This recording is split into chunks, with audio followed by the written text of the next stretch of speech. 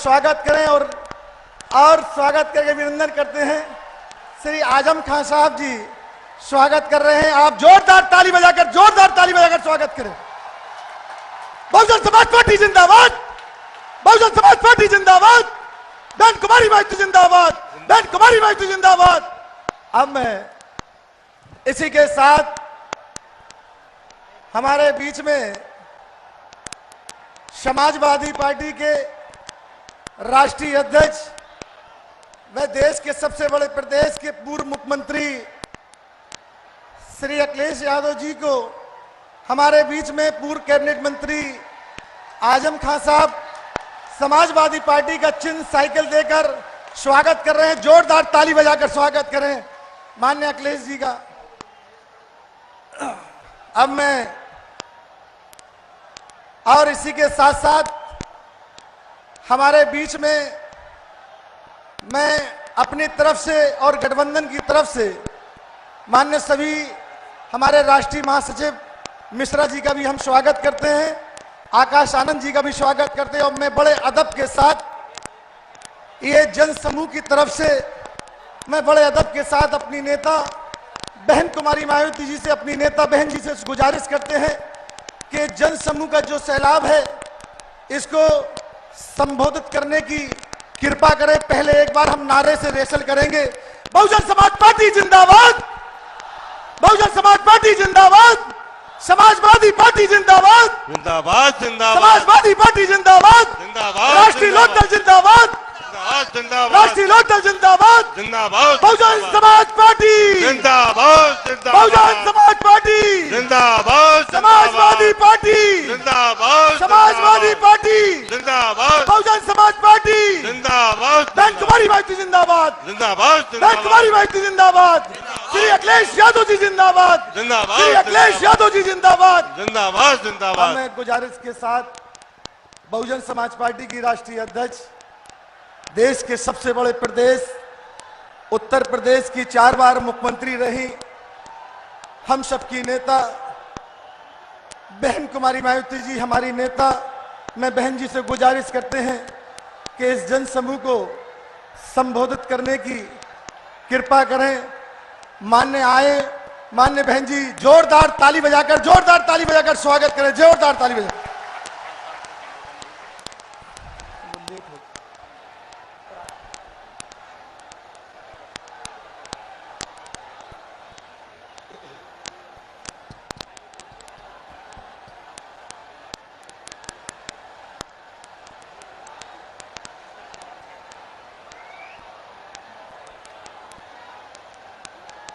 यहाँ उत्तर प्रदेश स्टेट में बीएसपी, सपा व आरएलडी के बने इस गठबंधन की लोकसभा चुनावी महारैली में इकट्ठा हुए इन पार्टियों के सभी छोटे बड़े पदाधिकारियों एवं कार्यकर्तागण, आज आप लोग अपने इस बने गठबंधन के उम्मीदवारों के समर्थन में मेरे साथ साथ सपा प्रमुख श्री अखिलेश यादव को भी सुनने के लिए यहाँ रामपुर शहर में बड़ी भारी तादाद में इकट्ठा हुए हैं। इसके लिए मैं आप सभी लोगों का हार्दिक दिल से आभार प्रकट करती हूँ। इसके साथ ही आज आप लोगों की इस अपार भीड़ व भीड़ के जबरदस्त जोश को भी देखकर ऐसा लग रहा है कि यहाँ जातिवादी, संकीर्ण, सांप्रदायिक व पूंजीवादी पार्टी अर्थात बीजेपी एवं आरएसएस को हमेशा मुंह तोड़ जवाब देने वाले खासकर मोहम्मद आजम खान इस बार अपनी रामपुर लोकसभा की सीट से यहाँ अपनी ऐतिहासिक जीत जरूर दर्ज कराने वाले हैं। चाहे बीजेपी व आरएसएस के लोग इनके विरुद्ध कितनी भी शरारतपूर्ण व घिनौने किस्म किस्म के हथकंडे क्यों ना इस्तेमाल कर ले, लेकिन फिर भी जीत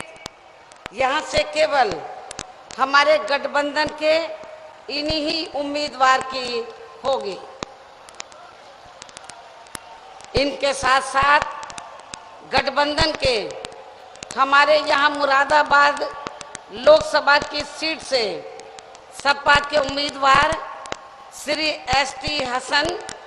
व संभल की सीट से भी सपा के उम्मीदवार श्री शफीकुर रहमान वर्क भी ये चुनाव भारी वोटों के अंतर से जरूर जीतेंगे, जिसकी हमें पूरी उम्मीद भी है। लेकिन अब मैं आप लोगों का ध्यान इस चुनाव में अपने गठबंधन को कामयाब बनाने के लिए कुछ जरूरी बातों की तरफ दिलाना चाहती हूँ। और इस संबंध में मैं आप लोगों को ये कहना चाहूँगी कि आज़ादी के बाद काफ़ी लंबे समय तक केंद्र में व देश के अधिकांश राज्यों में भी ज़्यादातर सत्ता यहाँ कांग्रेस पार्टी व इसके बाद बीजेपी तथा अन्य और पार्टियों के हाथों में ही केंद्रित रही है। किंतु यहाँ खास ध्यान देने की बात यह है कि कांग्रेस पार्टी के केंद्र में व अधिकतर राज्यों में भी लंबे अरसे तक रहे शासनकाल में इनकी अधिकांश रही गलत नीतियों व गलत कार्य प्रणाली की वजह से ही फिर इस पार्टी को केंद्र व काफ़ी राज्यों की भी सत्ता से बाहर होना पड़ा है। और अब वर्तमान में देश में लोकसभा के लिए हो रहे आम चुनाव में भारतीय जनता पार्टी भी केंद्र में अपनी सरकार की रही, खासकर आरएसएसवादी, पूंजीवादी, संकीर्ण, सांप्रदायिक, द्वेषपूर्ण व जातिवादी गलत नीतियों एवं गलत कार्य प्रणाली की वजह से इस बार सत्ता से ये जरूर बाहर चली जाएगी। केंद्र की सत्ता में फिर से वापस आने वाली नहीं है। और अभी चुनाव में इनकी कोई भी नाटकबाजी व जुमलेबाजी आदि काम में आने वाली नहीं है। और खासकर इस बार इनकी चौकीदारी की भी ये नई नाटकबाजी भी इनको नहीं बचा पाएगी, जिसे अब ये लोग इस चुनाव में जबरदस्ती देश में आम जनहित से जोड़कर इसको अपने राजनीतिक लाभ के लिए भुनाने में लगे हैं, जिसमें इनको किसी भी कीमत पर कामयाबी मिलने वाली नहीं है। चाहे इस चुनाव में इनके सभी छोटे बड़े चौकीदार भी मिलकर अपनी कितनी भी ताकत क्यों ना लगा लें। मुझे मालूम हुआ है कि आपके रामपुर जिले में भी बीजेपी के बहुत से चौकीदार इधर घूम रहे हैं। लेकिन जैसा कि मैंने आप लोगों को ये बताया कि चाहे चुनाव में इनके सभी छोटे बड़े चौकीदार भी मिलकर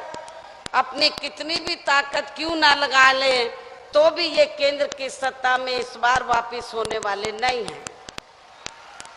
और इसकी मुख्य वजह यह है कि वर्तमान में प्रधानमंत्री श्री नरेंद्र मोदी ने यहाँ पिछले लोकसभा के हुए आम चुनाव में देश में विशेषकर गरीबों, मजदूरों, बेरोजगारों, कर्मचारियों, युवाओं, महिलाओं, किसानों, व्यापारियों व अन्य मेहनतकश लोगों के साथ साथ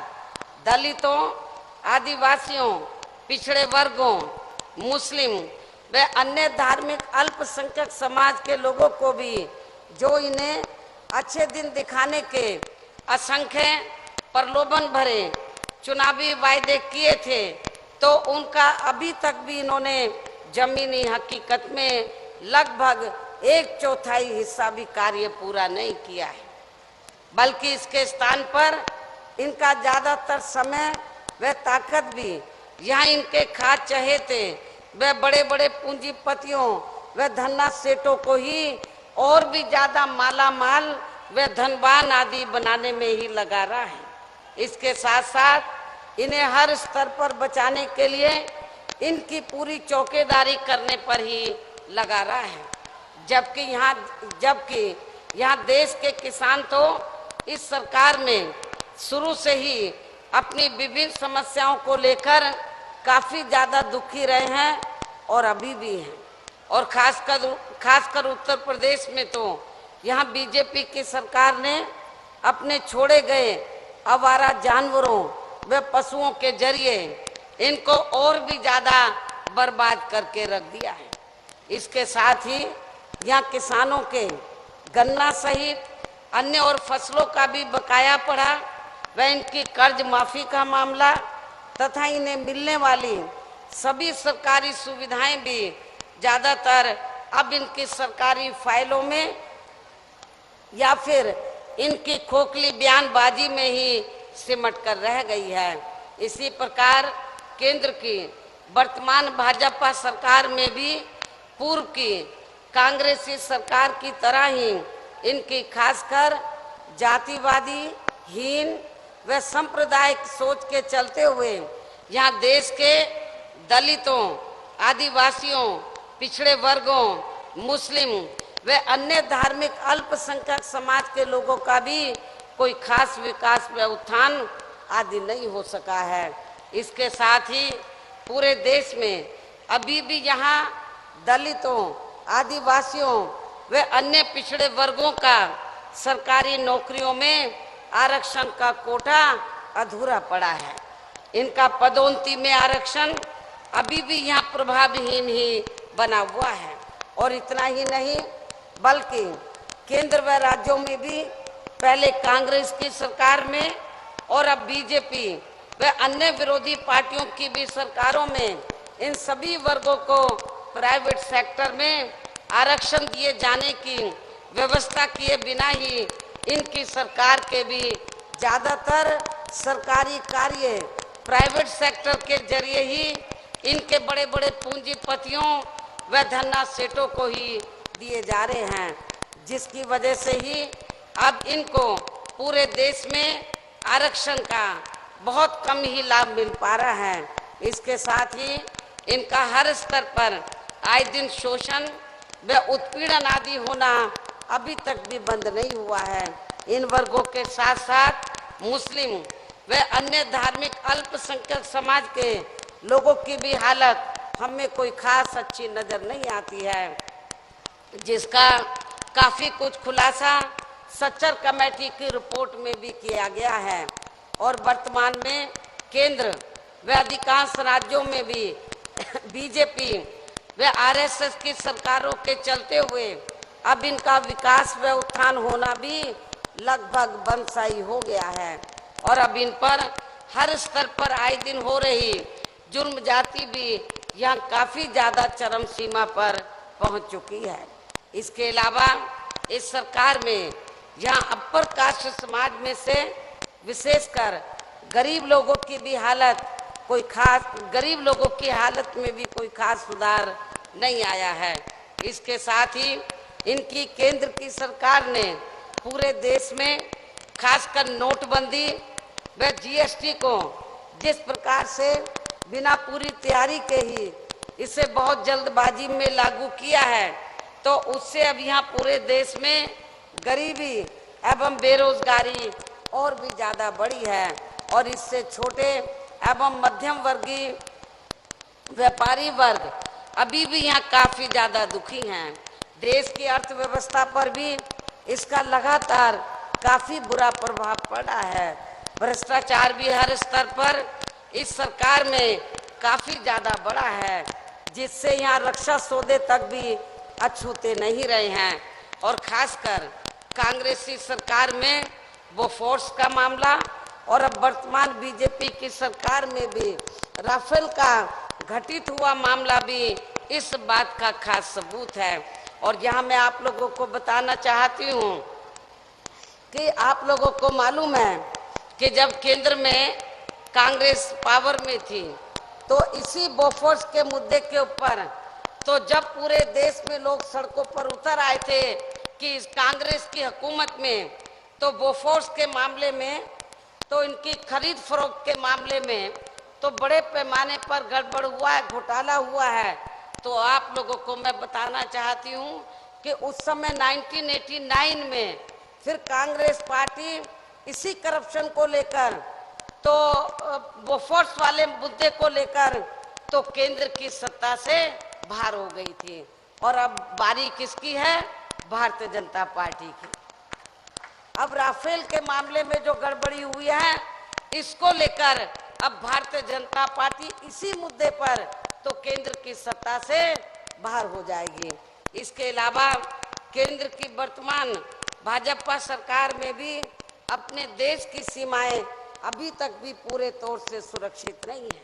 जिसकी वजह से ही यहाँ आए दिन आतंकी हमले होते रहते हैं, जिसमें अभी तक अपने देश के काफी ज्यादा जवान भी शहीद हो चुके हैं। और इतना ही नहीं बल्कि केंद्र में पूर्व में रही कांग्रेसी सरकार की तरह ही अब अपनी इन सब कमियों व विफलताओं पर से अपने विरोधियों का मुंह बंद करने के लिए भी इन्होंने एक सोची समझी रणनीति व साजिश के तहत ही उनके विरुद्ध जबरन सीबीआई, ईडी व आईटी आदि का भी काफी ज्यादा दुरुपयोग किया है, जो अभी भी लगातार जारी है। और अब मेरा यही कहना है कि आजादी के बाद से लेकर अब तक केंद्र में कांग्रेस, बीजेपी व अन्य और पार्टियों की जो भी यहाँ सरकारें रही हैं तो वे देश व आम जनहित के मामलों में ज्यादातर विफल ही साबित हुई हैं, जिन्हें अब आप लोगों को इस चुनाव में या केंद्र की सत्ता में किसी भी कीमत पर काबिज नहीं होने देना है, जिनको आप लोग काफी ज्यादा आजमा भी चुके हैं। हालांकि सत्ता प्राप्त करने के लिए यहाँ सभी विरोधी पार्टियां किस्म किस्म के साम दाम दंड भेद आदि हथकंडे इस्तेमाल करने की भी पूरी कोशिश करेगी, जिनसे आप लोगों को इस चुनाव में भी काफी ज्यादा सावधान रहना है। और इस संबंध में वैसे आप लोगों को ये मालूम है कि चुनाव के दौरान यहाँ सभी विरोधी पार्टियां अपने अपने पक्ष में हवा बनाने के लिए खासकर मीडिया व ओपिनियन पोल एवं सर्वे आदि का भी जो बड़े पैमाने पर इस्तेमाल करती हैं, तो उनसे आप लोगों को कतई भी गुमराह नहीं होना है। इसके अलावा आप लोगों को विरोधी पार्टियों के विभिन्न रूपों में जारी किए गए इनके ज्यादातर हवाई व प्रलोभन भरे चुनावी घोषणा पत्रों के भी बहकावे में बिल्कुल भी नहीं आना है, जिन्हें ये पार्टियां चुनाव खत्म होने के बाद ज्यादातर दरकिनारी कर देती हैं और अब जिन पर से देश की जनता का अधिकांश या विश्वास ही उठता चला जा रहा है, जिसकी खास वजह से ही हमारी पार्टी यहाँ दूसरी पार्टियों की तरह किसी भी चुनाव में अपना कोई भी चुनावी घोषणा पत्र आदि जारी नहीं करती है। और वैसे भी हमारी पार्टी कहने में बहुत कम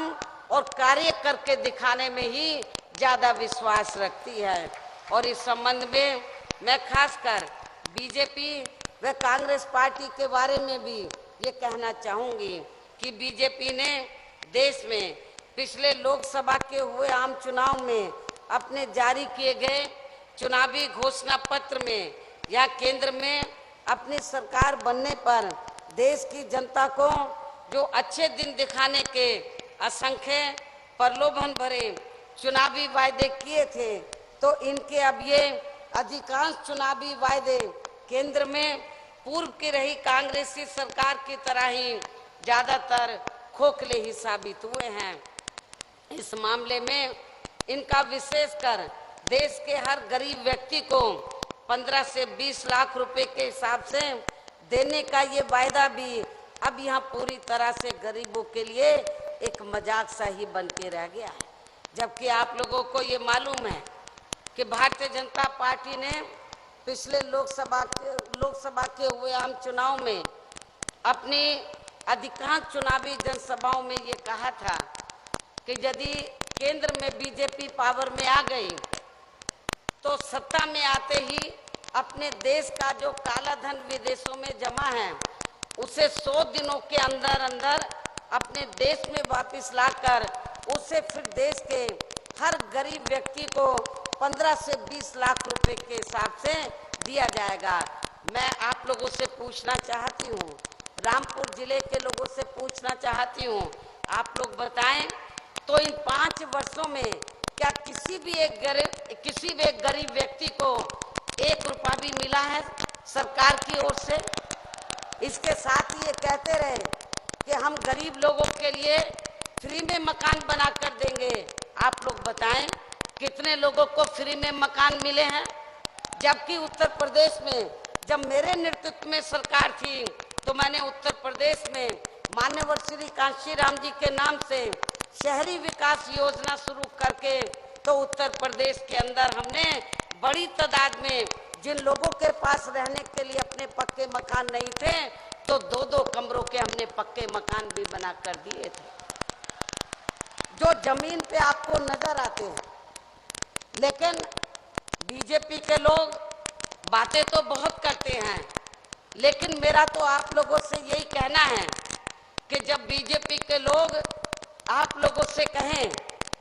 कि आप हमें वोट दो तो आप लोग उनको यही जवाब देना चाहिए, हम वोट आपको तभी देंगे पिछले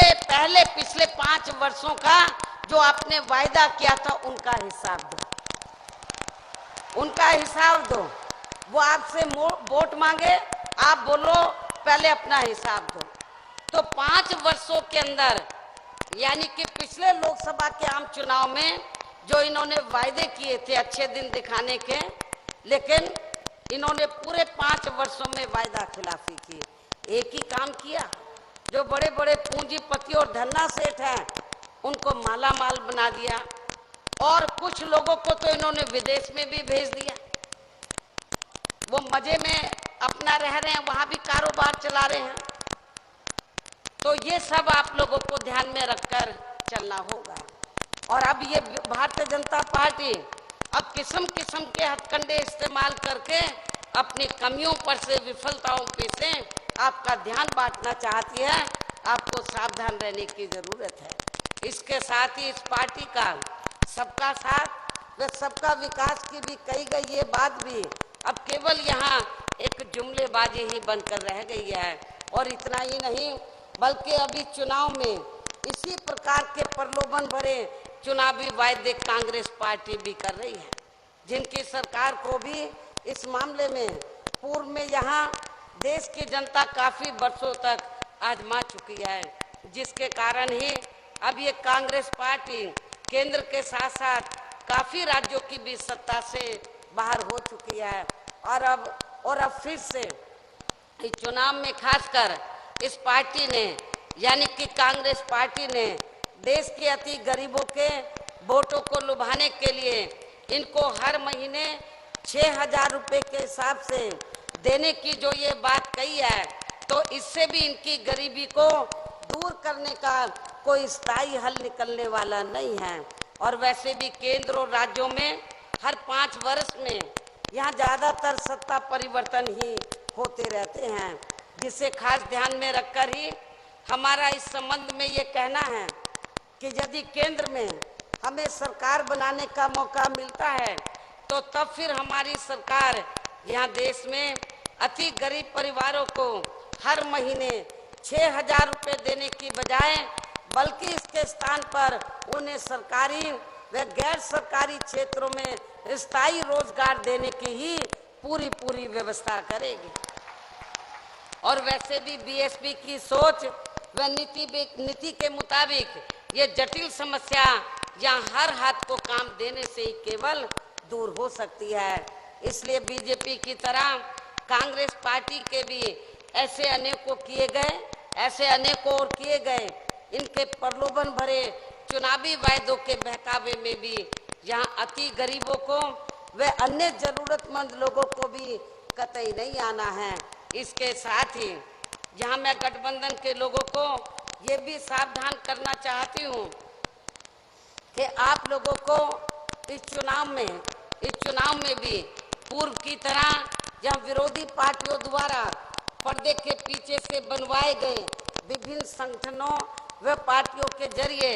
इनके खड़े किए गए उम्मीदवारों को भी अपना वोट इन्हें अपने यार दोस्त, रिश्ते नातों, जाति बिरादरी व धर्म आदि के चक्कर में भी पड़कर इनको बिल्कुल भी देकर खराब नहीं करना है, वरना फिर इसका थोड़ा बहुत लाभ या विरोधी पार्टियों को ही मिल सकता है। इस प्रकार जहां अपने गठबंधन के लोगों को इन सब बातों को ध्यान में रखकर पहले इस लोकसभा चुनाव में बीजेपी को केंद्र की सत्ता में आने से रोकना है और फिर आगे चलकर इस पार्टी को उत्तर प्रदेश की भी सत्ता में आने से जरूर रोकना है। अर्थात पहले केंद्र में मोदी को और फिर उत्तर प्रदेश में योगी को भी इस बार सत्ता से जरूर बाहर करना है, तभी फिर यहाँ केंद्र में व उत्तर प्रदेश में भी बीजेपी के शुरू से ही चल रहे इनके खासकर जातिवादी, संकीर्ण, सांप्रदायिक, द्वेषपूर्ण व पूंजीवादी तथा अन्यायी, अहंकारी व तानाशाही वाले राज से भी काफी कुछ निजात मिल सकती है, मुक्ति मिल सकती है। इन्हीं जरूरी बातों के साथ ही अब मेरा यही कहना है कि आप लोगों को अपने खुद के व अपने प्रदेश के तथा पूरे देश के भी हित में अपने वोटों को इन सभी विरोधी पार्टियों को न देकर केवल या अपने बने इस गठबंधन को ही देना है, जो ये केंद्र में अपनी सरकार बनने पर फिर यह पूरे देश में अपनी सर्वजन हिताय व सर्वजन सुखाय की नीतियों पर आधारित ही सरकार चलाएगी। इसके साथ ही आपके उत्तर प्रदेश की केंद्र से जुड़ी जो भी यहाँ स्थानीय समस्याएं होंगी तो उन्हें भी फिर जरूर दूर कर दिया जाएगा और इस मामले में आपके इस क्षेत्र का, आपके रामपुर जिले का हर स्तर पर विशेष ध्यान रखा जाएगा। इसके अलावा देश में आम जनहित के कार्यों को करने के साथ साथ यहाँ समाज में खासकर कमजोर एवं उपेक्षित वर्गों के हितों का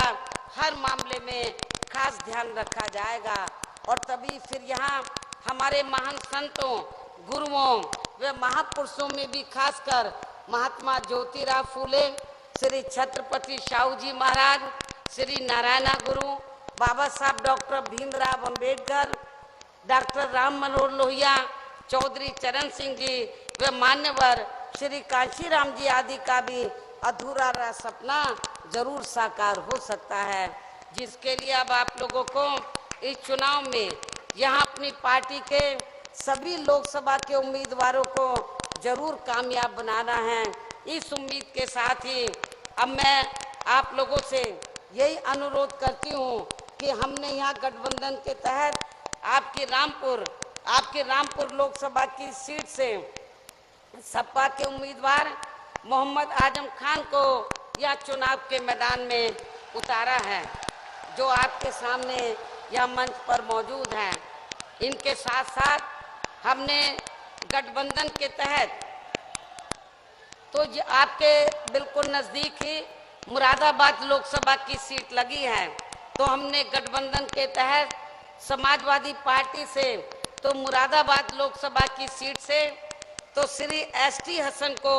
और संभल की जो लोकसभा की सीट है वहां से सपा के ही उम्मीदवार श्री शफीकुर रहमान वर्ग को भी चुनाव के मैदान में उतारा है और जिनको जिताने के लिए अब आप लोगों को तो समाजवादी पार्टी का जो चुनाव चिन्ह साइकिल है, इन तीनों उम्मीदवारों को जिताने के लिए आप लोगों को समाजवादी पार्टी का जो चुनाव चिन्ह साइकिल है, साइकिल चुनाव चिन्ह के सामने वाले बटन को दबाकर इनको जरूर कामयाब बनाना है। और खास तौर से मोहम्मद आजम खान को कि आपके रामपुर में ये प्रोग्राम हो रहा है, तो खास तौर से मोहम्मद आजम खान को आप लोगों को रिकॉर्ड तोड़ वोटों के अंतर से जरूर आप लोगों को जिताना है। और बीजेपी के खास तौर से जो चौकीदार जिन्होंने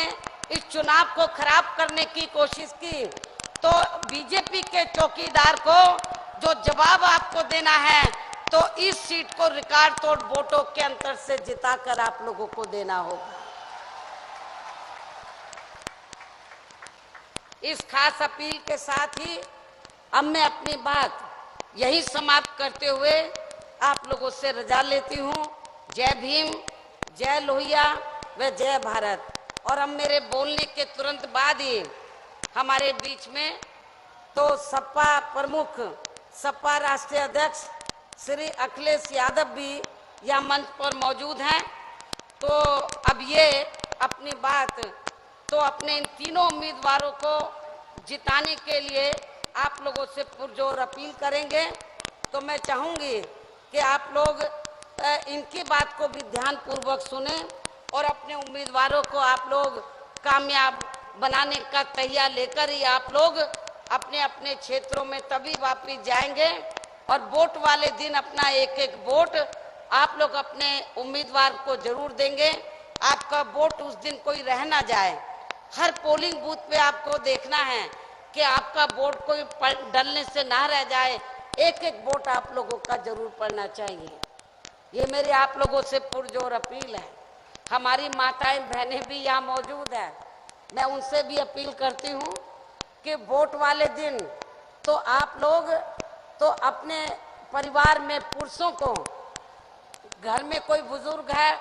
बीमार है, उसको तो जरूर जलपान आदि करा देना, नाश्ता करा देना। वरना बाकी किसी को भी आप जलपान में नाश्ता आदि नहीं कराना है, ना खुद करना है, बल्कि सबसे पहले अपने अपने पोलिंग बूथों पर जाकर आप लोगों को अपना वोट डालना होगा। तो मैं यही आप लोगों से दरखास्त करते हुए अब मैं आप लोगों से रजा लेती हूँ। धन्यवाद।